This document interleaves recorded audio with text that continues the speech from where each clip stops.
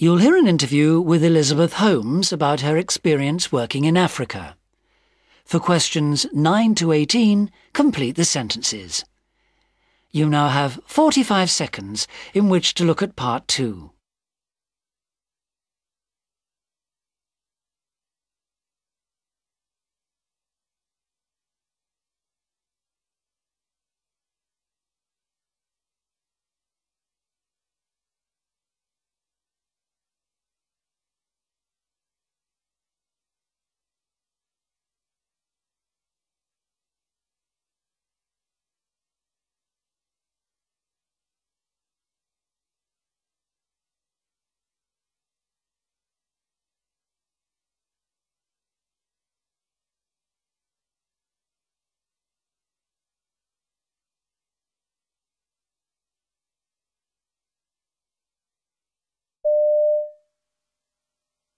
Visitors to the small Devon village of Wimple might be forgiven for looking twice as they pass the garden of Elizabeth Holmes.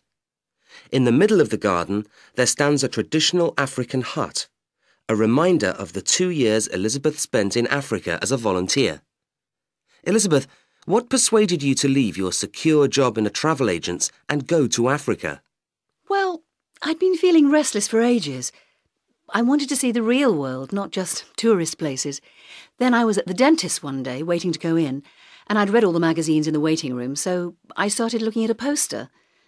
It was all about volunteers working in Africa. And it interested you? Yes.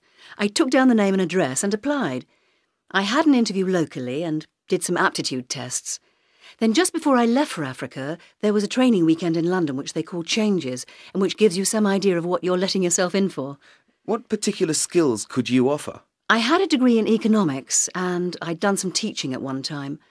What they wanted to send me to Africa to do was to train local farmers in the marketing of their produce. I flew out with 15 other volunteers, all going to do different things like nursing, teaching and so on. When we got there, we were supposed to have a 4-week course at a training centre learning something about the local culture and the basics of the language, you know, greetings and things like that. Anyway, there was a problem and it only lasted 3 weeks in the end. Not enough, really. Did it take a long time to get used to your new lifestyle? I found it quite difficult for the first few weeks, but after that I settled in very well. My area covered 1,200 square kilometres, and I had a truck for long-distance travel, but for more local trips I rode a motorbike. How did you get on with the local people? Very well. The men were very polite, but they tended to keep their distance, unlike the women who were always inviting me to meals. They showed me how they wove and dyed material to make clothes for themselves and their children. I used to get magazines sent from England, and we'd spend ages looking at them. I expect you found it very different when you returned to England. Yes, I certainly did.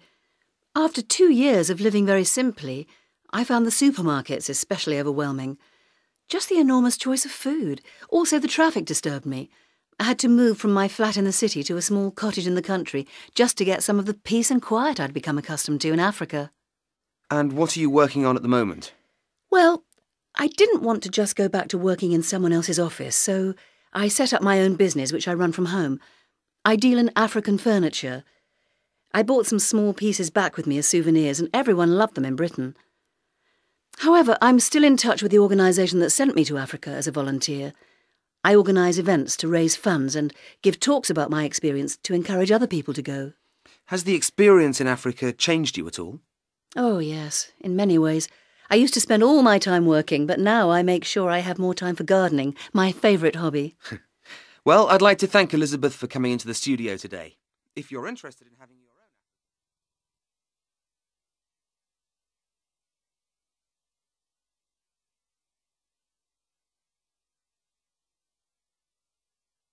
Now you'll hear part 2 again. Visitors to the small Devon village of Wimple might be forgiven for looking twice as they pass the garden of Elizabeth Holmes. In the middle of the garden, there stands a traditional African hut, a reminder of the 2 years Elizabeth spent in Africa as a volunteer. Elizabeth, what persuaded you to leave your secure job in a travel agent's and go to Africa? Well, I'd been feeling restless for ages. I wanted to see the real world, not just tourist places. Then I was at the dentist one day, waiting to go in, and I'd read all the magazines in the waiting room, so I started looking at a poster. It was all about volunteers working in Africa. And it interested you? Yes. I took down the name and address and applied. I had an interview locally and did some aptitude tests. Then just before I left for Africa, there was a training weekend in London which they call Changes, and which gives you some idea of what you're letting yourself in for.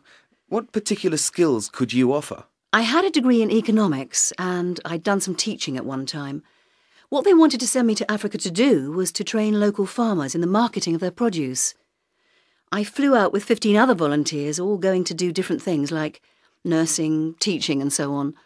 When we got there, we were supposed to have a 4-week course at a training centre learning something about the local culture and the basics of the language, you know, greetings and things like that. Anyway, there was a problem and it only lasted 3 weeks in the end. Not enough, really. Did it take a long time to get used to your new lifestyle? I found it quite difficult for the first few weeks, but after that I settled in very well.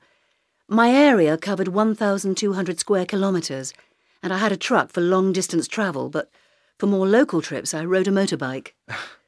How did you get on with the local people? Very well. The men were very polite, but they tended to keep their distance, unlike the women who were always inviting me to meals. They showed me how they wove and dyed material to make clothes for themselves and their children. I used to get magazines sent from England, and we'd spend ages looking at them.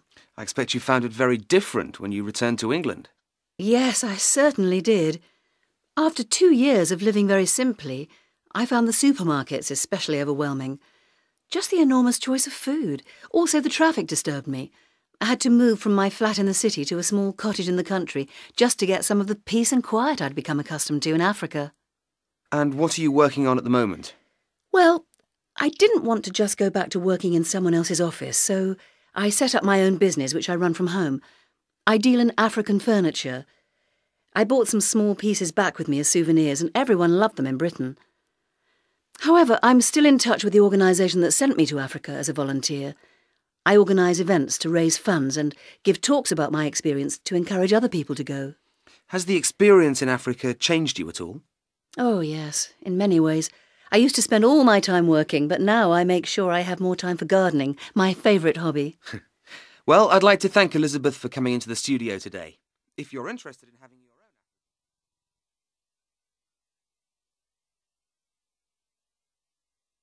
That's the end of part 2.